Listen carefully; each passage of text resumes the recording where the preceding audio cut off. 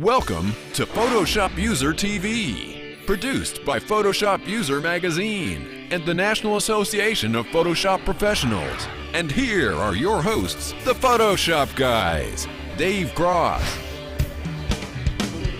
Matt Kloskowski, and Scott Kelby.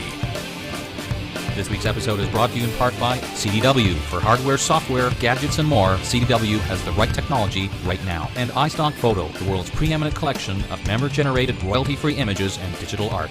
Azo, makers of high-end monitors for creative and moving image professionals. On1 Software, developers of award-winning plugins that help you maximize the power of Photoshop.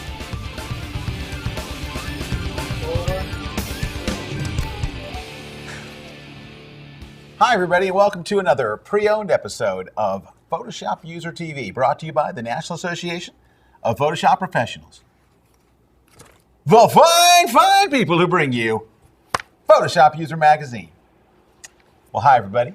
Hi. I'm Scott Kelby, and guess who's joining me today? The fabulous, the ludicrous, the multi-breasted, the ambidextrous, Matt Kloskowski. Welcome back, everyone. How you guys doing?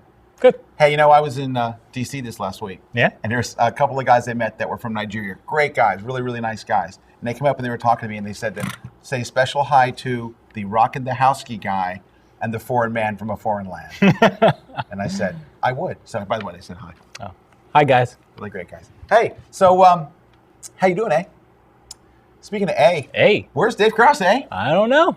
Dave Cross is out on the road. He's doing the power tour. He's wrapping up his power tour. I finished my last one this week, and then he's out there because That's what Dave does. that's what Dave does. He's a road dog. He's the power guy. He's the power guy. Hey, real quick, let's look at camera 2. Hey, anyway, Dave Cross. He didn't know where to go. Yeah, he's like, oh no. Anyway, so we were teaching the power tour this week. He's down in South Florida, and I was up in DC, but I'm back now, and here we are. We have got a show put together for you that is absolutely excruciating. You are going to turn it off. No, we have multi-things today. We have tips and techniques, and tell them, Matt. Our Gonzo holiday gadget guide, some other word that we can throw in there to make the name longer. Remember we did it last year? We're doing it again this year. Yes. And so this show is going to be part 1. So we'll have part 2 next week.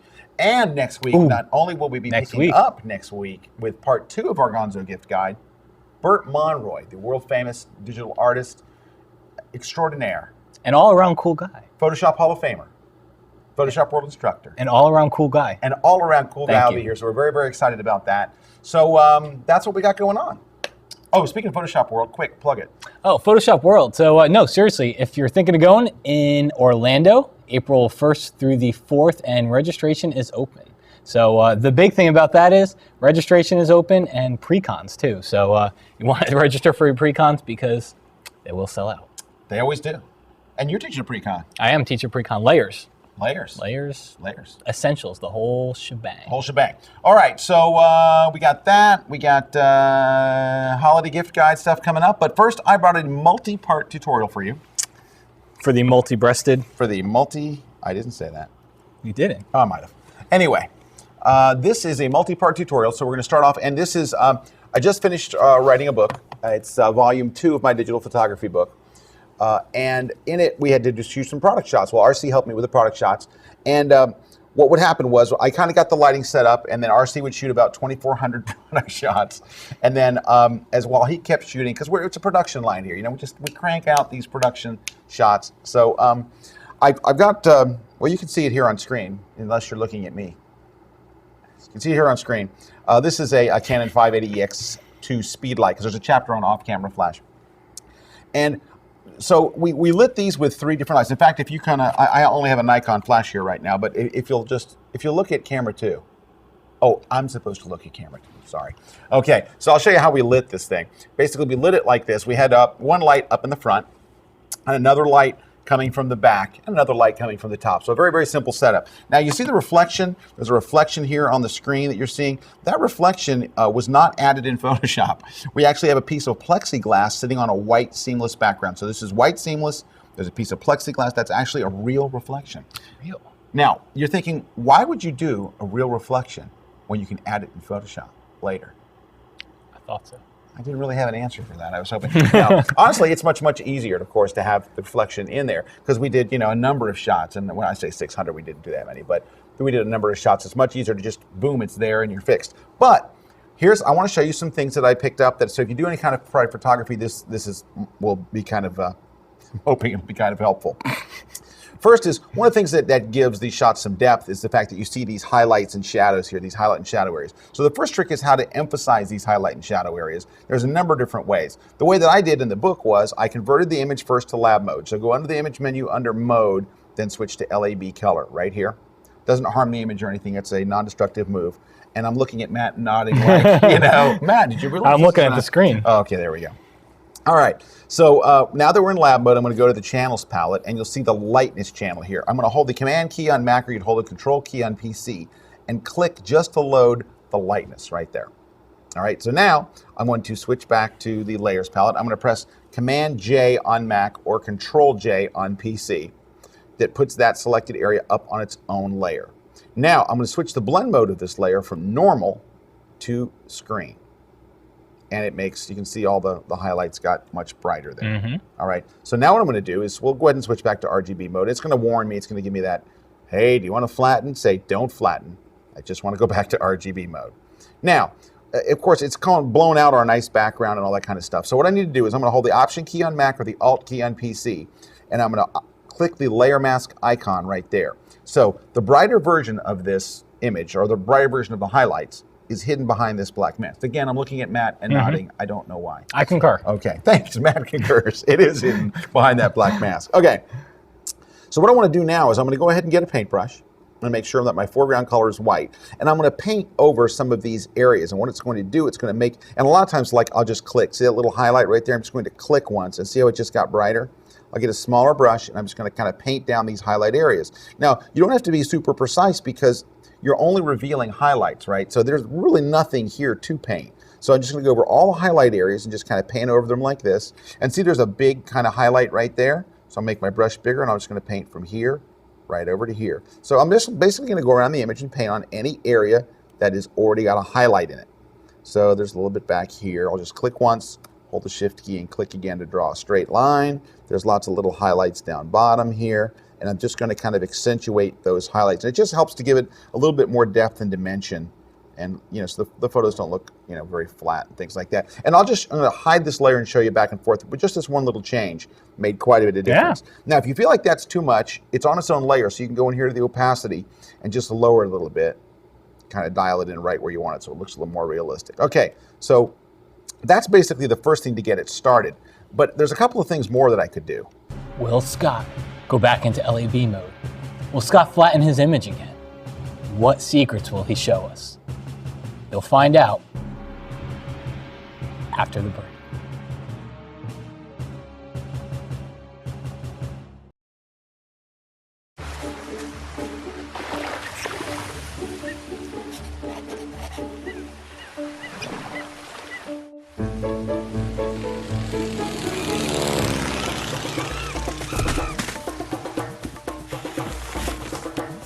Greg, this should get your business going. Thank you, Bob. Perfect. With dedicated account managers who understand what you need when you need it, we're there. CDW. Before we left for the break, we found Scott in LAB mode. Then he went back to RGB mode. He flattened the photo. Scott, what's next? Dude, wait. Before I do my tutorial, this has nothing to do with the tutorial. 2 weeks ago, I wasn't on the show. It was him and Dave. And they said that I was off raising miniature Shetland ponies. I do not raise miniature Shetland. Not that there's anything wrong with that. I'm sure that's a fine pastime. But however, I don't. Shall we bring up the Jacob the Steammaker on Broadway? You were Jacob the Steammaker on Broadway. Okay. But you know what? When we did Jacob the Steammaker and that whole thing, it was obvious it was a joke. But there were people that thought, I'm getting emails from people that say, hey, I raise Shetland ponies. No, I don't raise miniature Shetland ponies. Anyway. Invitations on. Yeah. Your next year is booked up, isn't it? Yeah, people are saying, hey, we're having our convention of Shetland. So we're hoping you'd speak at our convention where we remove anomalies. that appear on miniature Shetland ponies. We're back. All right, so we're going to pick up where we left off here. So one of the things that I run across when you're doing these RC, if you're going to be in the studio audience, you cannot laugh. Okay. One of the things when you're doing these product shots, you find out is it's okay. If you look at the product in person, of course, their name is written in nice and bright and white. However, when you get the product shots, it's hard to keep that same level of whiteness. So the next trick I'm going to show you is how to get the letters to look really, really crisp. And if you've ever tried to do it with a magic wand tool, which is really, really painful to get each letter and each little thing, this will save you a ton of time. Go into the select menu. I concur. Thank you, Matt. Go to the select menu and choose color range. When the color range dialog box comes up, go under select and you're going to actually choose highlights. All right, it's going to select the highlights in the image. It picks them up like that, and it does. You notice it picked up all the words. So we're going to press Command J again on Mac or Control J on PC to put it back up there. It's not exactly the same selection, but similar. And we're going to go choose screen again. We're going to Option click the layer mask, or on PC Alt click the layer mask, and then we're going to zoom in nice and tight.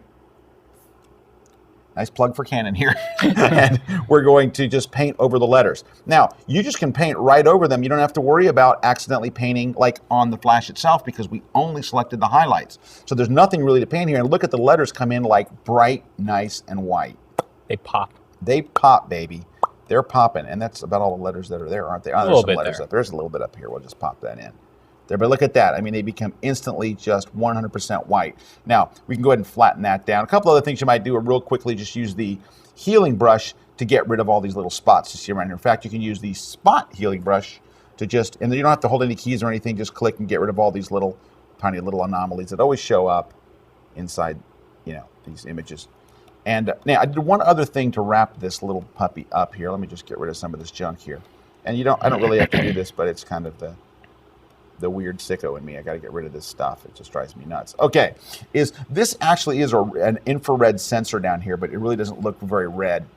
So a quick way to make that into an infrared sensor is go get the quick select tool and just kind of go in here and just select that area. It does a pretty good job of selecting that little bottom area there. That's my favorite CS3 feature. Yeah, it's awesome. It's awesome. And if you select too much, you hold the Option key on Mac or the Alt key on PC and say, I really didn't need to get all that stuff down there. And I'm just doing a beautiful job with this. I'm driving this tool wonderfully well. Thank you for your concurrization. And we'll put just like a 1 pixel feather so it doesn't look so obvious. You don't see a real hard edge. And then I'm going to hide that selection. So it's going to be, I'm looking at Matt again. It's going to be selected, but we're going to press Command H on Mac or Control H on PC. So that area is still selected. You just have to see the selection marquee thingy. I'm sure there's a word for it. I'm going to go choose levels. And just very simply, to make it more red, I'm just going to go to the reds, to the red channel, and just drag it over to the right a little bit. So you can see the sensor showing up there. Very sensor-like. There we go. And now you throw a sharpen on it. Let's go ahead and do that. Oh, don't forget to deselect. Remember, you're still selected. So press Command D or on Control D on PC. Hit it with a little sharpen, and you got your product shot. There you have it, folks. A product shot of Rooney. Sweet. Sweet. Very All sweet. right. So. All right. I think there's something next. Yeah, you know what it's time for? It's got to be a break. Now, I got to imagine that Jason will play some music here. And holiday gift guide. Oh, the holiday gift guide. Yeah, so let's just pause and let him do that. Ready? Okay, ready.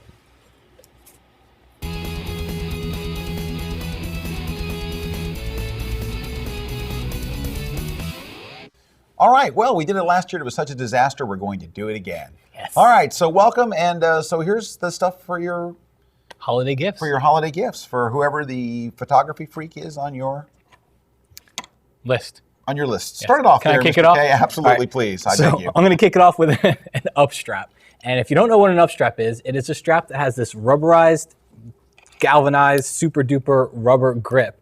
And what it does is it doesn't fall off your shoulder. All right. If that's never happened to you, then you won't want one. But trust me, it's happened to everybody. It won't fall off your shoulder. Really cool thing about it is it detaches. So when you put it onto a tripod, because it's got a little weight to it, if you put it onto a tripod, it kind of gets clunky. You can detach it and leave it there on location, or hopefully take it back with you. But it's an up strap. It's about $50, and with everything that we cover here, we will put it onto PHOTOSHOPuserTV.com. So we'll put links to all of it. Absolutely. Hey, if you're buying a gift for somebody that is an outdoor shooter, get them a Hoodman Loop. This thing, what it basically does is it lets you see your LCD when you're outdoors. I don't care how good the LCDs have gotten on these cameras today, you cannot see outdoors. And every time I use one of these outdoors, other photographers come over and they go, wow, can I use it for a second? What you do is basically it covers the LCD and darkens it enough. It doesn't really magnify it really, but you can put your eye up to it and you can actually see what your photos look like when you're shooting outdoors. They're tremendous. You can wear it around your neck and look like a cool video guy. And you know how cool video guys are. Anyway, they're about $65, somewhere in that range. Sweet. All right. This is another one of my favorites. This is a wireless cable release. So you need a cable release. This one's wireless. It's up to 100 feet. It's made by, I've got the name actually here, and I got it right off of B&H, and I'll put the link on the website. But this one's made by Dotline Wireless. It's a cable release. You plug one part right into your camera, and then you have the little remote control. And I tested it in the field, and it's pretty darn close to 100 feet. So it's a great little tool. And that way you don't have to be, near your camera and pulling something and maybe, risking pulling your camera over. There you go. So it's Dotline Wireless. It's about $100 and it's on B&H. All right, if you have a friend or family member, somebody that likes to shoot flash, like off-camera flash, a dedicated flash like this, you'll want to know about David Honnold's made these flash modifiers. So what these do is they let you create very dramatic lighting portraits using this kind of flash. So you haven't to use a studio strobe and spot grids and things like that. They basically Velcro on the end of your flash units, and they create a very, very focused, I have done a poor job of putting this on here, very, very focused beam of light for those real dramatic effects like just sweeping right across somebody's face or something. You want to get that look, this is the way you do it. They're made of They're made of ballistic nylon, and you can find them at HonnoldPhoto.com. This 8-inch one runs for about $22, but he's got a number of different modifiers, so it's not just this one. I think you can buy the whole set for around $55, something like that. Very cool stuff. Cool. Look what I got. Ah, bamboo. Bamboo. More importantly, just a Wacom tablet, and this is for anybody. If you're a designer, a photographer, it doesn't matter, but Wacom. Just go to Wacom.com. They've got a whole line of tablets. This is the Bamboo. This is actually kind of the entry-level tablet, but they've got them, they go all the way up to very, very large-sized tablets. So it really just depends who you're trying to buy for. But no matter who it is, if they use Photoshop, they will like a tablet. Yeah, you know what's great about that? If you have somebody that's like, I always kind of wanted to try a tablet. I wasn't really sure, that's a great entry. Yeah, $79. Can't beat it. All right, we're going to take things up a little notch price-wise. Right up in front of the desk here is the Drobo. What this is basically an automated, robotic backup system for your photos or for anything. And what's cool about it is it's a 2 terabyte drive. It automatically monitors the health of all the drives. So if it sees one of the multiple drives going bad, it basically manages and moves your images to the other drives and tells you this drive's going bad or this drive's getting full, so you can replace it and pop in a new drive. So basically you can sleep at night because this thing is actually looking after your stuff. I have 2 of them, one at the office, one at home. They're the greatest. It lets you sleep at night, and that's the big thing for paranoid photographers like me. Yes. All right, what you got? And let me add on to that is it kind of sounds a little bit weird at first, like you don't really get how it works. If you go to their website, because I didn't get it at first, you go to their website, they got a great video on there. And once I watched the video, I got it. Yep. All right. My last thing here is a filter, polarizing filter. Pretty cheap. You can pick them up anywhere. You can get some cheap ones here. You probably want to get one in the $75 to $80 range. And there's a lot of things that you can do in Photoshop after the fact, a lot of effects. But when it comes to filters, the polarizing filter is pretty much one of the ones that you can't recreate the effect that you get from using a polarizer on the camera when you take the photo. So it's one of those things, it's just an important filter to have in the bag. I get mine over at tiffin.com, and my polarizer here cost me about $70. But they sell them just about anywhere. Look it up on B&H Photo, and you can pick up all kinds of different ones. All right, very cool. All right, if you're looking to buy a gift for somebody who does any kind of studio work, they are going to need a flash meter. It's one of the most important things. Ask any pro that's shooting in a studio, they'll tell you the meters in your cameras, as good as they are, the one place they fall down is in the studio. You really need one that's going to measure the light, and basically it's very, very easy to use. Stick it right under Matt's chin, and by the way, it'll only work under Matt's chin. Yeah. Hit the little button, it tells you that Matt is at f0 at 125th of a second. The reason is because Matt does not image on digital cameras. Anyway, possible. This is the one I use, the Sekonic L358. They have one with more bells and whistles. Most folks can actually get away with this one. I know Sekonic would probably hate hearing that, but I've never talked to anyone at Sekonic, so And now I probably never will. But anyway, really great. This is the same one I use, the L358. It's probably the most popular one out there. They're really terrific. About $260 somewhere in that area. Oh, I got one more. Do you? Yeah, I actually got two more. If you really are loose with money, so you're like a rich Beverly Hills gastroenterologist and you really want to blow people away. That was really lame. Okay, anyway, I've got two cameras that are just going to really just light up someone's Christmas. It's just getting worse and worse, isn't it? Canon 40D. The 20D was kind of a workhorse of event photographers and wedding photographers and portrait photographers. The 30D was better. The 40D kills it. A really, really, really nice unit. Just fantastic. Huge big screen on the back and runs about $1,499. Yeah, $1,500. Oh, there's Matt. I thought you were going to go ahead and do this one yourself. Nope. This is the D300. Just a beautiful camera. It's Nikon's latest. Replaces the D200, and it has a bunch of new bells and whistles. It does have lower noise. It's got the giant screen on the back, which is just tremendous. It's got so many new things. This is a tremendous improvement. And I love the D200. I had a D200, but this D300 is fantastic. And you get an optional battery grip, so you can shoot vertical and all that kind of stuff. And it's got a little extend your battery life and all that kind of stuff. That's about $17.99. So those are available right now. That's the kind of stuff you can get for the holidays. One last thing, if you don't know what to get anybody, get what I got. One of my favorite gifts last year was a B&H gift card. Yeah. So B&H Photo, you can buy these all in denominations. I looked on their site. It goes from $20 to $1,000. So if you're getting one for me or Matt, go towards the 1,000. Anyway, I got one last year. It was just great. Yeah, nobody's ever going to say, I wish you didn't get me that B&H card. I'm going to take it back. Card, yeah. So anyway, hey, that's it for this part one. We'll be back next week with part two of our Gonzo gift guide. So make sure you come back next week to see part two with more cool stuff for the Photoshop and photography freak on your holiday list. Thanks.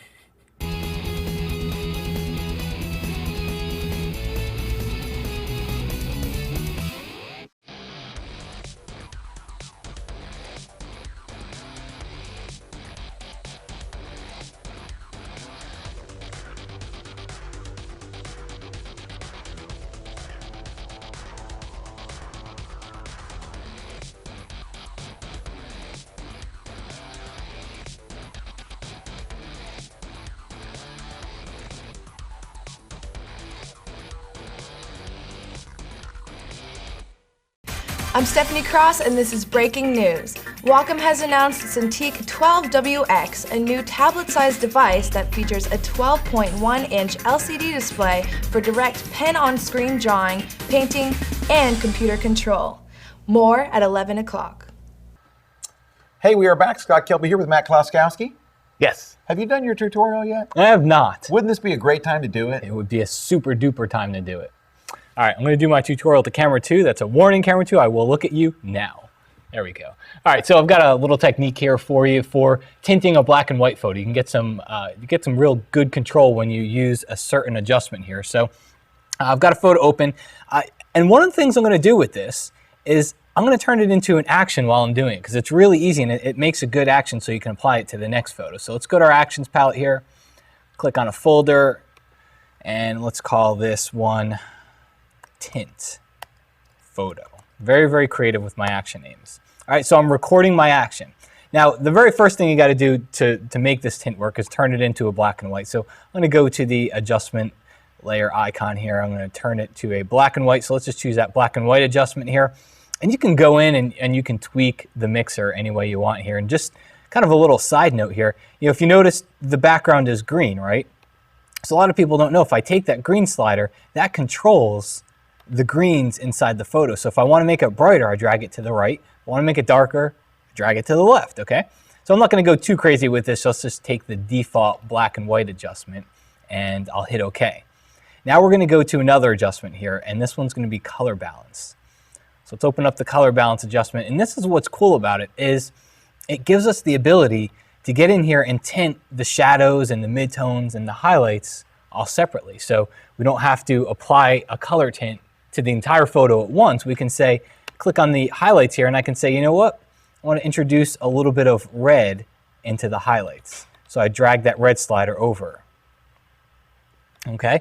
And at the same time, I can say, all right, you know what? Now I want to go back over into the shadows, and maybe I want to add a different color into those shadows. It's almost kind of like split toning. So now I'm tackling the shadows, kind of isolating them. I'm saying, let's go ahead and add a little bit of yellow inside here, and maybe we can even add a little bit of red to the shadows as well. So what started out, and I thought was a really nice photo as a black and white, it's a really powerful technique because it takes it that extra step. It looks so nice. It's just a touch of color. It's not a lot, but take a look. That's before the tint, and that's after, and it's subtle, but it really, really makes a great statement here, and it makes a really elegant photo. So I'm going to click OK, and we're done, but we got to go back over to our actions palette, and remember we were recording that, so we'll hit stop here, and I'm just going to go hit File Revert, and that'll take me right back to the photo as we opened it. And then let's click on that action, and you'll see, so you can open up another photo and just hit play, and it automatically applies it for you. The best part about it is it left me with 2 adjustment layers. So now I can come in here, and if I don't like the effect for that photo, I can always come inside here and I can tweak the adjustment and even change some of the colors there. So really easy way to tint your black and white photos with a couple adjustment layers. Sweet. Not just one, but 2. 2. 2 adjustment layers. Hey, you know, Matt, you know what this would be a great time for? What? To find out about who won last week's contest and then to do this week's contest. Yes. Hey, but before we do that, while Matt's preparing for that, you know, of course, we did part 1 of the holiday gift guide. But if you want to read kind of an expanded version of that, you can actually go to layersmagazine.com, which is it's magazine, the how-to magazine for everything Adobe. And it's the cover story of this issue. Do you have it floating around here somewhere? I did. Here we go. Oh, here's Layers right here. Here's Layers Magazine right here. And it's the cover story, my 2nd annual Gonzo Holiday Gear Guide. It's got pictures and links and the whole descriptions of some of the stuff that we showed today and some other stuff that we haven't showed today. Some stuff that we might show next week and some stuff that we won't show next week. And stuff. So if you just want to get all Gonzo, go to layersmagazine.com. All right, Matt. All right. What was the contest last week? The contest question last week was, where would you find something called match location? And it is under the window menu, down to arrange, and you'll see match location inside there. So whoever answered that question among the thousands of people, this person right here won. Congratulations. One. Now, we've got a new contest. A new contest. And we've got new prizes. Among those prizes are Scott Kelby's Adobe Photoshop Lightroom book for digital photographers. Scott? Thank you. Also, Scott Kelby came out with this book, and I swear I buy everything that guy writes because I love him. Anyway, it's called Scott Kelby's 7-Point System for Adobe Photoshop CS3. I think it's the greatest book he's ever written. Everything he buys, everything he does, I feel like I'm part of it. Anyway. I hear he's working on that miniature Shetland pony book this year, too. Yeah, he is, the Raising Miniature Shetland Pony book, and I'm sure to get that. I'm sure. Next up, we have the Velcro Adhesive Industrial Strength Package. You will definitely want that. That's the 15-foot box. Yeah. Also, as always, a NAP membership, so you'll get a 1-year membership to the NAPP, which gives you Photoshop User Magazine, and if you're already a NAP member, then we will extend your membership by 6 days. That's right, and you know, the new issue is out here. It's the 100 Bling Tips, Photoshop Bling Tips. It's the Bling Bling issue. It's our most popular issue of the year. The hot tips issue everybody always loves. We get all these different experts together, and they all contribute tips to it. And there's also a special feature in there called Bend It Like Bert, about Bert Monroe. And Bert Monroe is going to be our guest in the studio here next week. So we're fairly excited. All right. So in order to win all those prizes, you must answer one question. And that question is, what is Matt's birthday? Yes. No. Where would you find an option called wet edges? Ooh. Wet edges. Sounds naughty. It does, but it's not. So where would you find it? Answer that question. Go to PhotoshopUserTV.com. Look for the tiny, almost invisible, probably not seeable link on the right-hand side. Click on it and enter the contest there. All right. Well, we've got a tip for you coming up in a minute. We like to call one for the road. We like to, kind of take you off with one more tip. But before we do, we're going to give you 3 things to do between this week's show and next week's show. So you'll have something to do, because I know that without it, you would have nothing to do. You'd just be sitting in your apartment in your underwear, in your basement, probably just doing nothing. Well, I'm just going by what Matt does, so I don't know.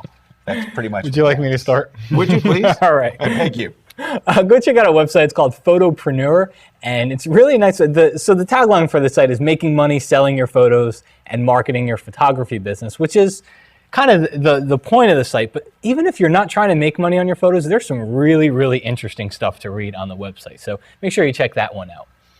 Alrighty. Well, mine is, I'm actually going to send you to layersmagazine.com for 2 reasons, though. It's not about the magazine.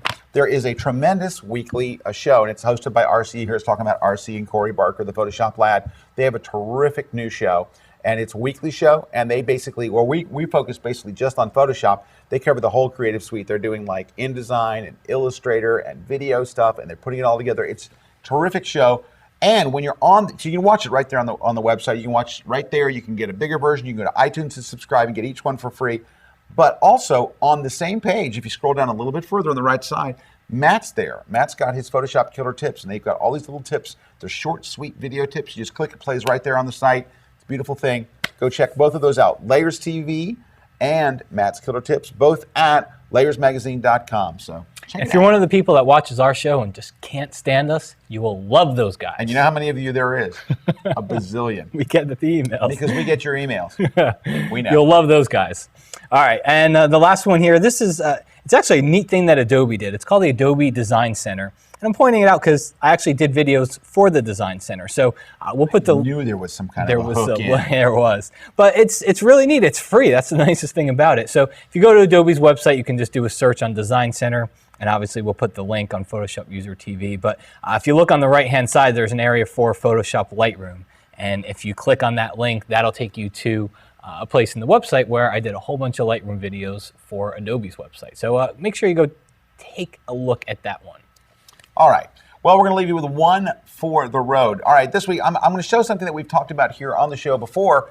But I was just doing my gig in D.C. this last weekend, and I had this question asked a number of times. The question is and people say, I did these photos, they look great in Photoshop, I email them to somebody else, and when I see, like I go to their house and I see the same photo, it looks terrible. Or they post their photo on a website, it looks great in Photoshop, it looks terrible on the web.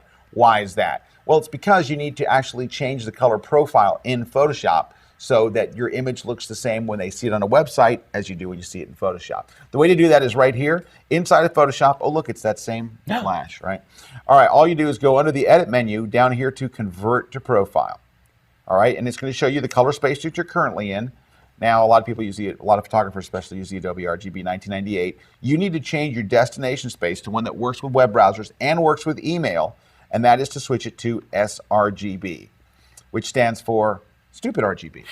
And that's, no, I'm just kidding. It's really satanic RGB. Anyway, it's this. You just make this change, click OK, the image looks the same, and then most importantly, when they see it on the web or see it on the email, works the same there. Happened to me just the other day. Happened to Matt just the other day. Yep. All right, so that's one for the road. That's a good one. Well, thank you, Matt. Well, my friends, we're flying in the missing man formation. Dave Cross will be back, not next week. You know why? Because Dave doesn't care about you the way Matt and I do. Tell him, Matt. He doesn't. It's kind of sad. Yeah, Matt says, Dave says, he'll come into me and Matt's office and he'll say, I hate our viewers. No, just totally kidding. Dave's the greatest guy. He just can't be here for next week because he's away on vacation. But anyway, we thank you for being here. We'll be here next week with part 2 of our video gift, our holiday gift guide. You know what it is. You know what I'm saying? But the big reason to tune in next week is not for that. It's not for Matt. It's not for me. It's not for Scriv. It's not for Eric Kuna. It's not for the new guy, Juan. His name is Juan in a Million. He's number 1. No, let me tell you why you're going to tune in next week. Because you know and I know Burt Monroy is going to be here, and he's the greatest. So check it out next week. On behalf of myself and Matt Kloskowski. Bye, everyone. Who's rocking the house key. You know I had to say it a couple more times for the year's over. Yeah. See you guys next week right here on Photoshop User TV. All right, Nick, like you're doing something important.